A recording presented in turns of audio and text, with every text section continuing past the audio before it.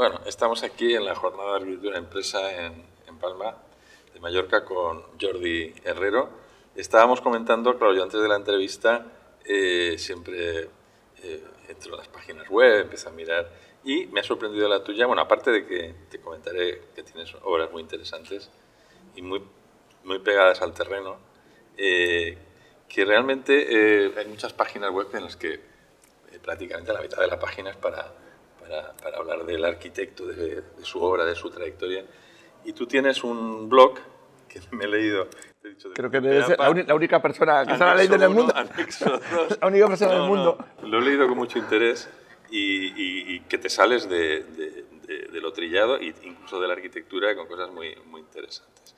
Bueno, por lo tanto, como yo no puedo hablar mucho de ti, aunque me estabas comentando que te gusta más hablar de las cosas y de lo que haces y de tus opiniones, para la entrevista háblanos un poco de tu perfil, de dónde vienes, de qué escuela, qué te interesa como proyectista. Luego, yo he destacado algunas obras que tienes muy pegadas al terreno. Can Oliver, tienes también rehabilitaciones. Can Oliver es un palacio gótico, ¿no? Can Oliver es un edificio que viene, la parte más antigua, o sea, estos edificios que vienen de tan atrás, la parte más antigua es árabe. Ajá. Aquí llegaron los cristianos en el 1200, no recuerdo la fecha, 1200, sí. No recuerdo la fecha. Sí. O sea, si es árabe, pues imaginaros, estamos hablando de un edificio de 800, 900 años, la parte más antigua. La parte principal del edificio es barroca, de 1600 y pico, pero claro, es un edificio que se ha ido construyendo y nosotros formamos parte. Pero bueno, ese edificio es que luego hablaremos quizás, porque podríamos hacer una charla. Y ahí, no sé, es que tampoco quiero derivar hacia ese proyecto específico, aunque es espectacular. Pero es que lo espectacular es el propio edificio. Y ha sido un privilegio poder formar parte de esa cadena, ¿no? Pero lo hemos trabajado, está bien visto lo que dices, y luego igual... Sí, bueno, yo apuntaré sobre eso. Efectivamente, te diré que nos hables de alguna obra específica o que hayas hecho recientemente o que estés haciendo. Si tuviera que emplear adjetivos, eso muy pegado a la tierra, muy orgánico. ¿Hay alguna referencia japonesa que yo he visto por aquí? ¿Y sabes a quién me ha recordado algún proyecto? A Kenzo Kuma, esa manera de utilizar el material y la madera. Julio, es que está bien visto y no es fácil de ver. Andrés Trapiello, que es un escritor, hablaba del tono y del estilo. El estilo tiene que ver, él habla de literatura, de las formas, que en arquitectura serían unos materiales, que siempre las rectas y tal. Y el tono es lo que hay detrás. Si nos vamos a Gaudí, el estilo sería pues la cosa, ¿cómo se llama? Pues modernista, con todas esas decoraciones, que es lo que la gente percibe, estilo Gaudí. Y el tono de Gaudí, y para mí es por eso que es interesante, tiene que ver, por ejemplo, en cómo maneja Gaudí la gravedad. Eso no tiene que ver con las formas. Incluso aunque fuese liso, el Parque Güell o esas catenarias invertidas, eso es tono, eso no es estilo. Y podrían ser lisas y seguiría siendo igual de interesante. Pues bien, yo intencionadamente renuncio al estilo. No me interesa nada el estilo. Me da igual el estilo. Al final sí que tienes que tener recursos de estilo porque tienes que desarrollar, pero no es mi objetivo en ningún caso. Es el tono. De tal manera que cada proyecto, y además hacemos proyectos muy diversos, de hecho me gusta, al final te llegan los que te llegan o los buscas, pero al ser proyectos muy diversos en entornos hiperhistóricos o en polígonos industriales, es que ya te obligan a moverte, a veces con orografías muy complicadas, te obligan a necesariamente tenerte que manejar en un territorio donde no te puedes manejar con el mismo tono aquí que allí, o con el mismo estilo, perdón, pero sí tienes la manera de trabajar. Y la manera de trabajar no son tanto objetos, sino recogiendo energías, un poco como en el surf. Y es lo que tú dices, que te agarras al... Entonces ese recoger en la tradición japonesa ya viene de atrás. Fíjate, la obra tienes las Andrats Hills, que realmente es un ejercicio, es casi como si cogieras un edificio en la parte superior de la montaña y lo dejaras caer y él mismo fuera rebotando hasta abajo, metiéndose. No, la verdad es que absolutamente. Este edificio hicieron un pequeño concurso. Entonces los compañeros, claro, proponían arquitecturas, tenemos una orografía de más de 45 grados. Era imposible incluso subir. Entonces, ellos intentaron, los compañeros, hacer arquitecturas convencionales ahí. Yo recogí una cosa tradicional, que era el sistema de bancales. Entonces, con la normativa, que te permite subir 1,5 metros después total, y las líneas de nivel, de una manera casi como un río, que dices, oye, un río es algo que parece orgánico. No, no, no, un río va con la gravedad hacia abajo y perfecto. Pues ahí vamos recogiendo las curvas de nivel con las...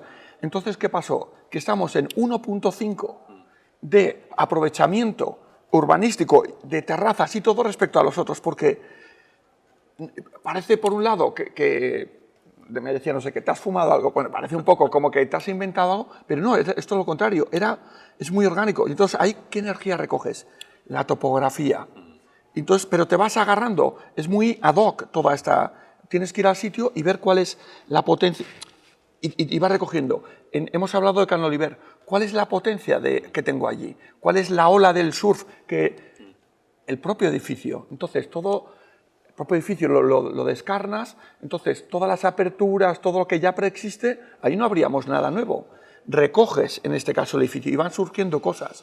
En el parque de bomberos, recojo que estoy al lado de la autopista. ¿Cuál es el material principal de la fachada? La velocidad del coche. Pero fíjate qué materiales estoy usando. Mis materiales son topografía, velocidad del coche, las preexistencias, no formas de arquitectura. Entonces manejo, siempre digo, que hay dos tipos de orden, porque para que sea inteligible, yo qué sé, si yo te digo letras al azar, es imposible de recordar, pero si digo en un lugar de La Mancha, eso es fácil de recordar, porque es inteligible. Pues en arquitectura necesitas algún tipo de orden inteligible. Y en este caso, el orden convencional en arquitectura es más geométrico, como sea, rectas, curvas, volúmenes, pero imagínate un ejército desfilando, pues eso es, bueno, está ordenado. Pero siempre pongo este otro ejemplo. Un grupo de golondrinas o lo que sea volando, como esa nube.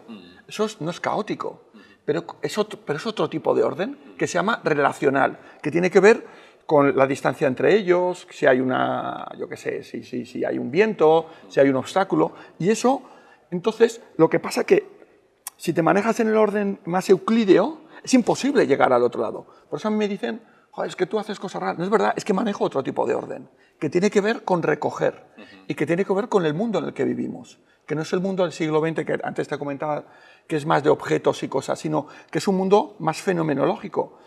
Antes, yo qué sé, unas gafas, objeto-función estaba relacionado. Un dispositivo es el propio usuario el que lo activa. O sea, estamos en un mundo más muy diferente y que maneja otras claves. Sí, yo, de hecho, con la entrevista, yo invitaría, en fin, suelen ser arquitectos o estudiantes, yo invitaría a que hicieran un repaso por tus obras, porque realmente hay algunos que no tienen nada que ver, ¿no? Tienen conceptos que es muy difícil adscribirlos a un estilo, como tú decías, de un despacho, ¿no? Pero la lectura de fondo siempre es la misma. Sí. Y es, en alguno lo pongo, por ejemplo, en un pequeño spa que hicimos, ahí el ejercicio que yo hice de funcionamiento, o sea, de ejercicio mental, sí que ahí lo explicaba y en algunos casos los voy a explicar. Y ese ejercicio de base, por ejemplo, una cosa que a mí me interesa en muchos proyectos es que, hombre, yo cuando me siento, o sea, en el proceso creativo, cuando yo me siento, ya tengo en la cabeza lo que voy a hacer. No, eso de la página en blanco, lo voy cocinando y ya me... Pero lo que quiero decir es que cuando empiezo a dibujar, no tengo muy claro, por ejemplo, el edificio este de Giles, ¿cuál es el resultado? O sea, empiezo... Pero fíjate, si tú comparas... Y tengo que hacer maquetas yo mismo para ver aquello qué pinta tiene, ¿no? Fíjate, si comparas la amabilidad, ¿no?, de Andratx Hill con la potencia geométrica del Sport Center que tienes aquí, ¿no? Es lo que tú estás diciendo, o sea, es una adaptación pero el Sport Center, al tono, ¿no? Pero el Sport Center, por ejemplo, no sé cuál es el que estás viendo, el de Sindiotería, por ejemplo. El que tiene eso es un prisma muy claro con un voladizo muy potente. El Sport Center, hay uno que hice en Sindiotería. Sí. Por ejemplo, si yo hubiese hecho un Sport Center sobre el terreno, tendríamos una altura de unos 12-15 metros. Mientras que los vecinos tenían 8. Entonces yo me fui, o sea, fíjate cómo ya empezamos a recoger. Me voy a la altura de los vecinos para integrarme. Otra cosa, en el Sport Center, ¿sabes cuál fue mi punto de arranque? La actividad. Todos los polideportivos que yo cogí como referencia o que yo conocía eran como un poco búnkers, eran cajas cerradas. Sí, sí. A mí me parecía lamentable porque digo, coño, es que la actividad de los chavales jugando y tal me parece espectacular. Entonces, hice, o sea, desde la planta baja recojo la gradería, la gente paseando ve a los chavales jugar, entonces el protagonista, digamos, la energía, eso que te digo, la ola de surf que quería recoger en este caso era la propia actividad del edificio como la protagonista del edificio. Entonces tú vas paseando y la gente no ve el edificio, lo que ves, que en otros edificios búnker no lo ve, joder, los chavales, todo ese follón que se monta, que entrenan, que tal, los padres, porque hay un follón todo el día, porque entrenan, todo eso es efervescente. Y la gente no ve el edificio, pero sí que ve, dice, joder, este edificio es alegre porque esa actividad que... Y luego le puse colores un poco, porque pues colores muy fuertes, porque, o sea, porque luego está la atmósfera que genera, pues porque no es un sitio zen, es un sitio de actividad, entonces le puse colores muy atrevidos. Y luego le hacía un voladizo también como espacio de cuando tú sales, que no llegues a la... sino un paseo, llegan 300 personas, salen, comentan y tal, y que no se coman la acera, porque teníamos... La acera mide 1,5 metros. Ese tipo de cosas, pero el punto de arranque en ese caso era la actividad. Y desde ese punto de vista todo el proyecto va detrás. La actividad, vamos a hacer de eso... O sea, ¿cuál es mi material principal? La propia actividad. Bueno, oye, yo creo que bueno, no es sé, muy, que no muy estamos, interesante, ¿no? Si queréis os explico de que terminé la carrera no sé qué año y tal, pero... Nada, perfecto. Pero bueno... No, solo una pregunta. ¿Eres de aquí?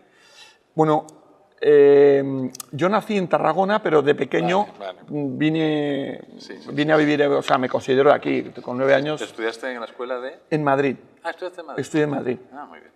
Porque, bueno, porque esto en lo que sea, hice el COVID y todo allí, y creo que esto también te marca un poco, porque además, cuando yo entré en Madrid, era el año 90 o 91, 91, no me acuerdo, porque como hice el COVID, no me acuerdo, por ahí, 90-91, pues terminé en el 97-98, 98 con el PFC. Barcelona, con lo de la Olimpiada y todo esto, venían un poco más fuertes, ¿no? Y Madrid, Álvarez Manzano, era un poco más casposa. Pero es cierto, no sé, ahora voy a decir cosas, lo siento, es un poco...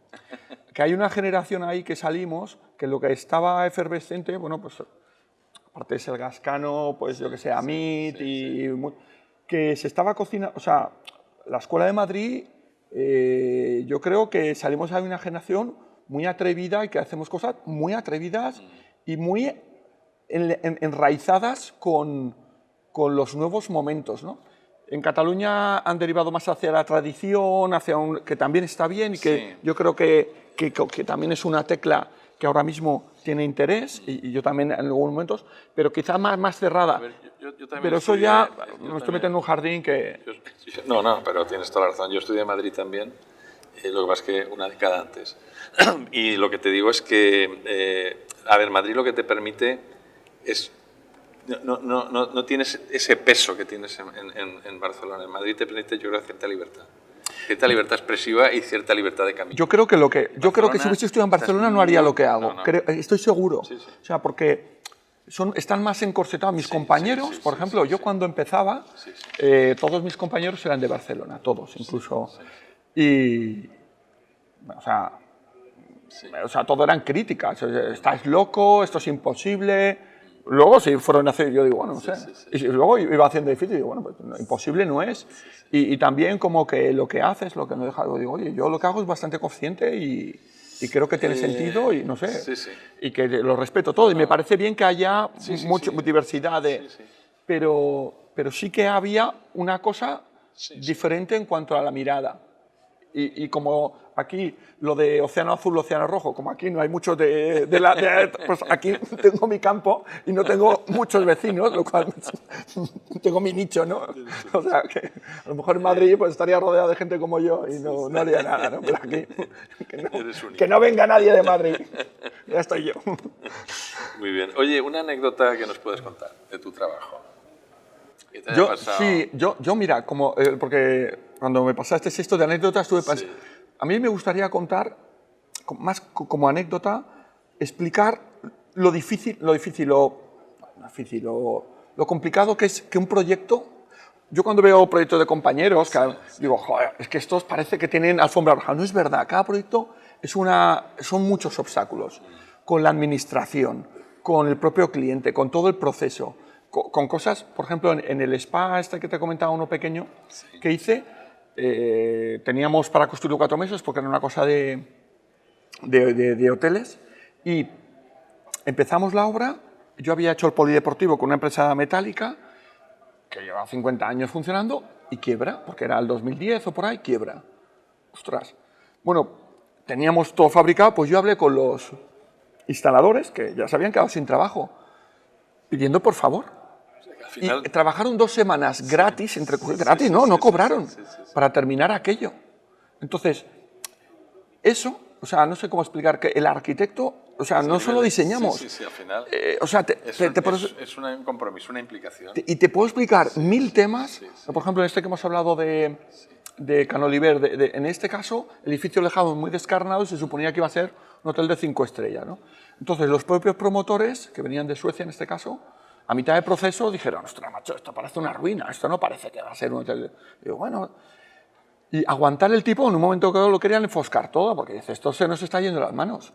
Y aguantar entonces vino el hijo del dueño de la empresa, que es un chaval joven que vino por allí, yo lo agarré, él sí que entendió, pero es que te tienes que buscar la vida. O sea, anécdotas, podrían contar miles explicando que cada proyecto al final, cosas pierdes, cosas avanzas, pero no es diseño y ya está, ¿eh?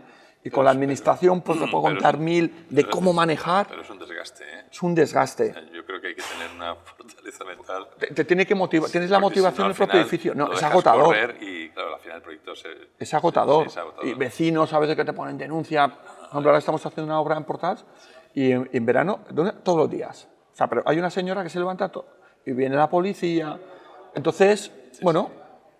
Nuestra profesión. Sí, esto lo cuento porque cuando estás en la carrera nadie te lo explica, pero aparte del diseño, el poder llevar las cosas, psicología, no sé, y yo qué sé, hacer pues, lo que puedes. Nada, viene ahora el test. La primera, ¿con qué arquitecto clásico o actual te tomarías un café? ¿Y qué hablarías? ¿Qué le preguntarías? Sí, lo estaba pensando. En principio, por ejemplo, me interesa, si es para hablar, Jan Nouvel, Rem Koolhaas o Toyo Ito, gente que ha reflexionado mucho sobre cómo son los momentos actuales, qué diferencias tienen. Por ejemplo, Toyo Ito habla de la arquitectura fluida, porque el mundo es fluido, y más allá de su arquitectura, que me puede interesar más o menos, me interesa bastante, es las reflexiones que hacen sobre cómo funciona el nuevo mundo, qué paradigmas diferentes tiene, pero clarísimos, como cosas que le dábamos por supuestas ya no lo son, y para mí, sobre todo cuando me formaba, me iluminaban mucho, ¿no? Y luego también gente como Junichi Ishigami, por ejemplo, donde no tienen el discurso teórico tan fuerte, pero ya lo tienen asimilado, porque, por ejemplo, en el caso de Toyo Ito, Kazuho Sejima viene de ahí y Junichi Ishigami viene de Kazuho, y entonces hay como un hilo.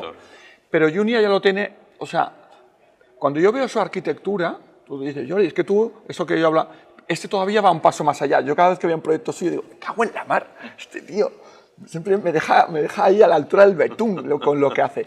Porque ese lo tiene asimilado y ya no es tan corsetado a según qué cuestiones. Entonces, con esa gente, al menos, a mí me interesa lo que dicen y estoy atento a lo que escriben y esas cosas. Muy bien. ¿Qué proyecto de arquitectura has visitado en algún viaje y te ha emocionado más?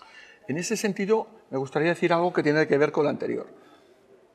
A mí me emociona la arquitectura, a todo el mundo, pero entendiéndola no en sí misma, sino en relación al momento en el que se hizo. Yo voy al Panteón y me emociona, pero entendiendo que lo hicieron los romanos, porque ahora un pabellón de baloncesto te cubre, o si voy a la esfera de ¿cómo se llama?, la que está en Las Vegas, pues es 20 veces más grande.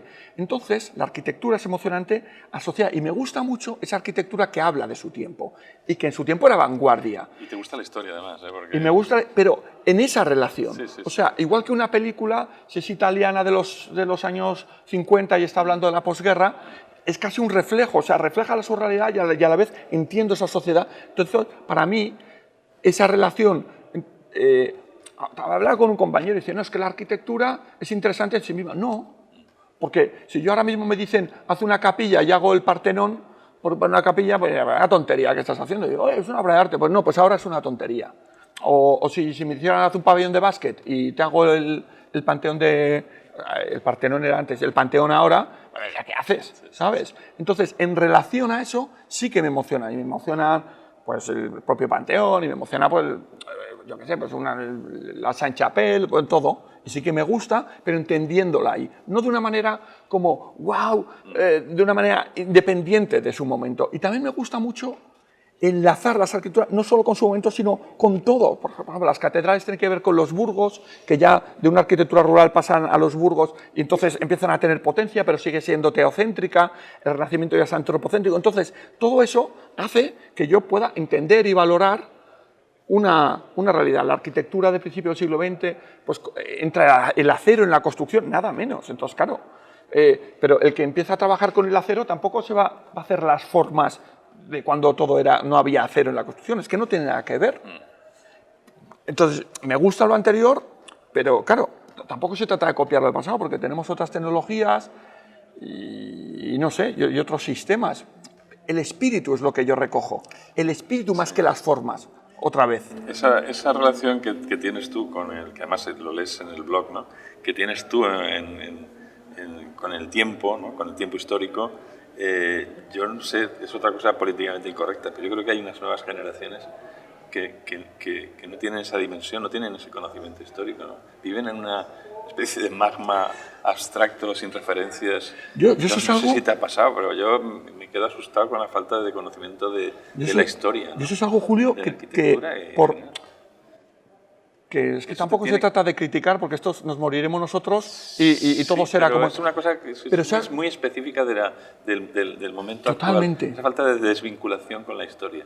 Pero de arquitectos, de todas las profesiones, evidentemente, pero de arquitectos te das cuenta de que no saben situar a lo mejor cronológicamente una obra, pero no el momento histórico, no lo saben. Totalmente. Mira, a mí... Claro, están perdidos. Llevando en otro terreno, yo cuando era pequeño, somos de una generación parecida, sí. Pues yo veía como cosa normal, películas de los hermanos Marx. Los hermanos Marx nacieron en 1800 y pico, o sea, eran de la generación de mi bisabuelo, pero yo la veía como cosa normal. Veía a Charles Chaplin como cosa normal, a Johnny Weissmuller. Yo en mi estudio, y que no me oigan, yo les pregunto por los hermanos Marx, o con el neorrealismo italiano. Pero te digo cosas que cuando yo era pequeño... Sí, sí.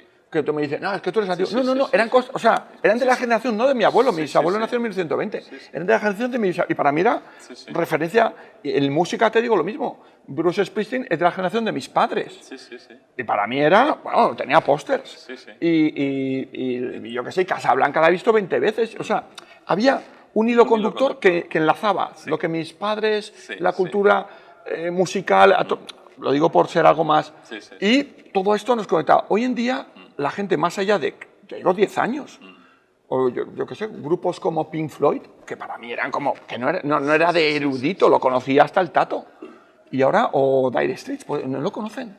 Entonces ahí es otro momento. Yo creo que hay antes tampoco había tanta información. Es que hoy en día, solo con lo que hay ahora, es que no les da para atender a lo del pasado. No sé, pero es verdad que allí funcionamos diferente. Y luego también funcionamos diferente en cuanto a la manera de funcionar. Yo, por ejemplo, cuando proyecto, yo por las mañanas estoy haciendo las cosas mundanas, digamos, eso que hemos hablado, por la tarde me voy a casa, tal, y a las 4, móvil, fuera, boom. Y hasta las 8, porque mi proceso creativo, primero, lo que te he dicho, ya tengo que tener un poco hacia dónde voy. Y necesito 4 o 5 horas. La primera, ¿cómo me llamo? ¿Quién soy? ¿Esto de qué va?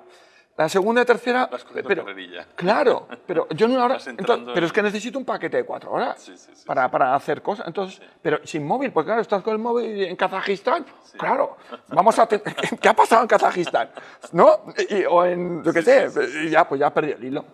Y eso, esta gente que cada 2 minutos tiene un input, que lo respeto, pero para mí no me funciona. Pero bueno, está bien, ¿eh? Bueno, vamos a seguir. ¿Cómo crees que nos valora la sociedad del 1 al 10? por un lado, como técnicos, yo creo... Siempre somos pesimistas, pero yo creo que no. Yo creo que está bien visto la profesión. Sí. Y la arquitectura moderna sí que tenía, yo creo, mala prensa frente a la tradicional. Sí. Y Está cambiando, está cambiando y lo entiendo, porque yo creo que el siglo XX, o sea, yo, por ejemplo, la arquitectura que hago, la diferencia entre naturaleza y artificio, que en el siglo XX parecía que era la naturaleza por un lado y lo humano por otro, sí. que antiguamente estaba vinculado, al final todo el territorio de naturaleza y artificio, en Mallorca, los campos de cultivo, se habían desvinculado y ahora se están volviendo a coser, es lo que te digo, yo cuando trabajo recojo, pero creo que eso ha hecho, tampoco voy a decir daño porque entiendo que vienen de otro momento y todo eso, pero eso a la gente le ha parecido agresivo, ese tipo de arquitectura lo comentaba el otro día también con un compañero. A ver, estábamos hablando, fíjate, mi hija está estudiando arquitectura, estaba haciendo un análisis comparativo del Berlín de Speer, sí. y la Carta de Atenas, lo que podía ser el Plan Wassen y tal de Le Corbusier, ¿no? Normalmente uno debería de pensar que la arquitectura fascista de Berlín tenía que ser inhumana y la arquitectura de Le Corbusier, del Plan Wassen, debía ser más democrática y popular y tal. Al final, esa arquitectura de los CIAN de la Carta de Atenas se ha utilizado para especular y para llenar las periferias de las ciudades de barrios inhumanos. Movimiento moderno... Quiero decir que el movimiento moderno al final ha sido mal utilizado, porque se ha cargado esa relación con la naturaleza. Y a lo mejor... Entonces, claro, yo creo que ese ha sido esos años 70 malditos, ¿no?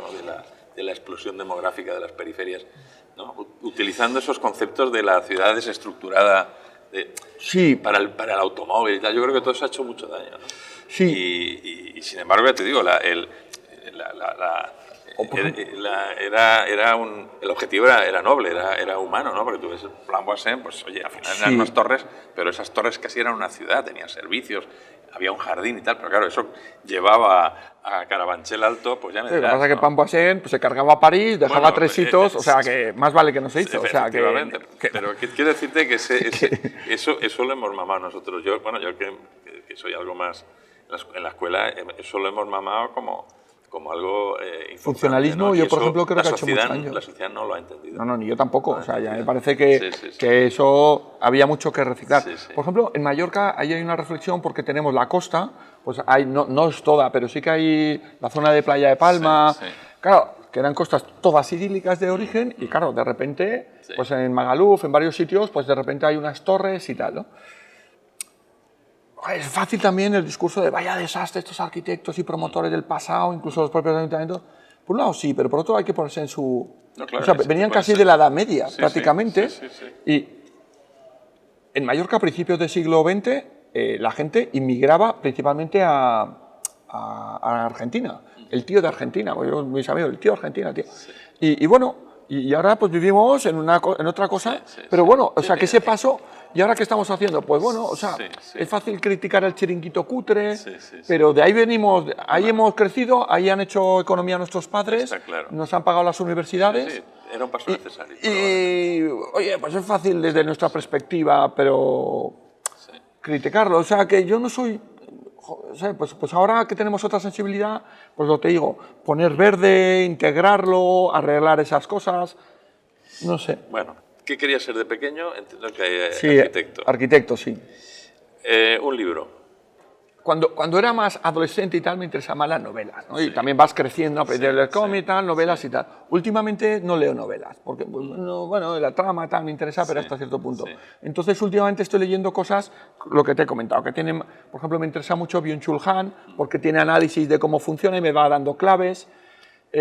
También hago cosas, lo que hemos dicho, que como la profesión es como un poco densa, a veces, pues el otro día leía a Marco Aurelio, las meditaciones, pero leo eso porque también necesito trabajarme como para decir, Jordi, no pasa nada, ¿sabes? Porque es que si no a veces me agobio yo solo.